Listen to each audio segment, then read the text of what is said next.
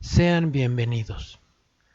Los respetables ancianitos decían que sus antepasados olmeca creían que influencias o fuerzas provenientes de cada uno de los lugares en el horizonte en donde el sol sale y se mete en las fechas de los solsticios confluyen creando líneas o cuerdas que recuerdan a una red, ya que se entrecruzan y forman centros que son el lugar en donde se está llevando a cabo la experiencia que se está viviendo. Ese hueco o centro lo vive aquel ser humano que está percibiendo conscientemente de esa experiencia en particular. Creían que esas fuerzas representaban el equilibrio entre el mundo superior, el mundo medio y el mundo inferior. Dos de esas cuatro fuerzas representaban luz, simbolizadas con ojos abiertos, y dos simbolizaban oscuridad, representando ojos cerrados. Mientras que en el centro o núcleo de la vivencia, quien une a las fuerzas es el propio ser humano, como representante del mundo medio y de los diferentes pueblos que lo habitan, a los que podemos llamar el pueblo animal, el pueblo vegetal, mineral, etc. Es así el ser humano una parte tan solo del inmenso holograma del universo y la naturaleza. Este ser humano tiene atributos que le son característicos.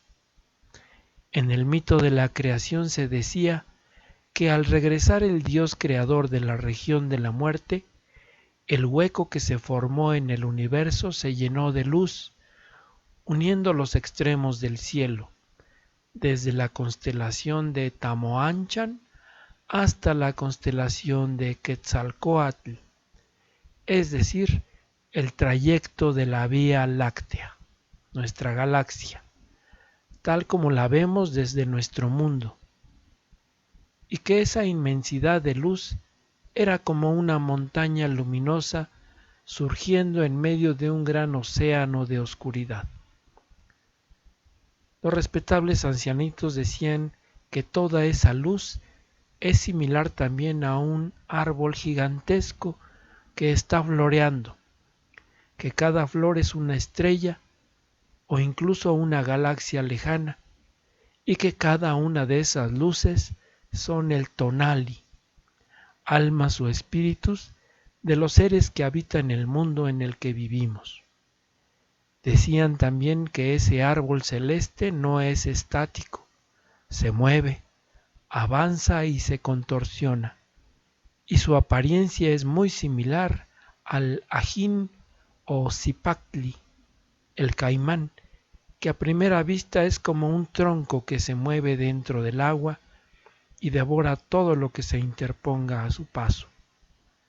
Así, una característica de los humanos según la filosofía olmeca es tener atributos que representan al caimán, su piel, sus garras y sus enormes fauces, dando a entender así que cada ser humano representa a la totalidad de almas que hay en el mundo, a la vez que su piel cuadriculada de escamas recuerda también la trama o red tejida que constituye al mundo mismo. Así, el ser humano es el centro en donde confluyen las influencias o fuerzas que forman la realidad que se percibe como experiencia. Gracias a ellas debe su existencia. Es por ello que los olmecas representaban al ser humano, es decir, a sí mismos, con una hendidura en la cabeza, además de la deformación craneana que se realizaban, y formas redondeadas en todo su cuerpo que recuerdan al corazón como órgano central de la vida de los seres. Y la hendidura en la parte superior representa a los grandes vasos que sobresalen de dicho órgano, indicando con ello que el ser humano con conciencia de sí mismo es el centro del movimiento que da vida a lo que le rodea. Es, como le llamaban los respetables ancianitos, el Olin. Por tanto, la experiencia del humano es el Pusik-al, el Losto, el Yolotl, el Iyari. Es el corazón del mundo y del entramado del universo, no sólo como parte de la creación, sino como co-creador. Es como el latido del tambor huehuetl, que da ritmo y vida al mundo. Se representaban también con cejas en forma de flama, que simbolizan la emoción que se origina a partir de la percepción del mundo. Los Olmeca también representaban al ser humano con los artefactos que ya habíamos comentado, la antorcha y la manopla hacha o cuchillo, con las cuales puede iluminarse y conocer a su Nahuali y ser capaz de modificar las influencias que le están propiciando su experiencia presente. Decían los ancianitos que los Olmeca vivían constantemente agradecidos con las 4 fuerzas que sostenían su existencia y dedicaban gran parte de su vida a ser empáticos con todo lo que les rodeaba y a retribuir a la vida todo lo recibido, procurando no interferir con el equilibrio de esas influencias en el mundo. Por ello los abuelitos de los ancianitos decían que donde ellos estaban, esparcían el movimiento. Es lo que significa Olman. Siendo el ser humano la representación de todos los seres humanos, cabe esperar que en él se encuentren no solo todas las virtudes humanas, sino que también todos los defectos.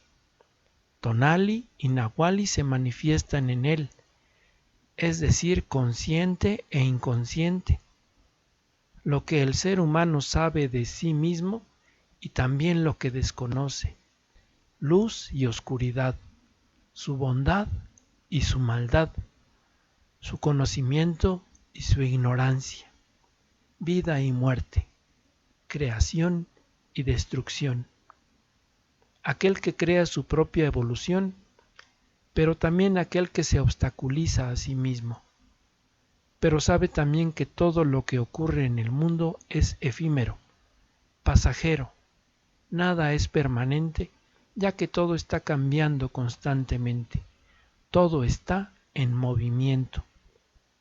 Así que si en su corazón hay maldad o bondad, egoísmo o compasión, lo primero es ser consciente de ello, sacarlo de la sombra del Nahuali y reconocer que así se es por naturaleza, para luego investigar el porqué de esa manera de ser e integrarla a su totalidad, a su tonali, sin permitir que ese corazón al cual representaban se aferre a los pensamientos que surgen de la emoción y sensaciones de aquello que percibieron.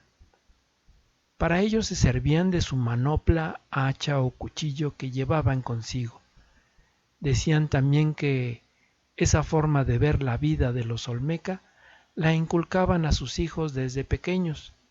Por ello es común ver representaciones de seres humanos llevando en brazos a sus hijos, en donde ambos tienen los mismos atributos de los 4 rumbos, su personificación de caimán y su cabeza y cuerpo representando al corazón humano, simbolizando que todos venimos a este mundo con los mismos atributos y capacidades, ni más ni menos.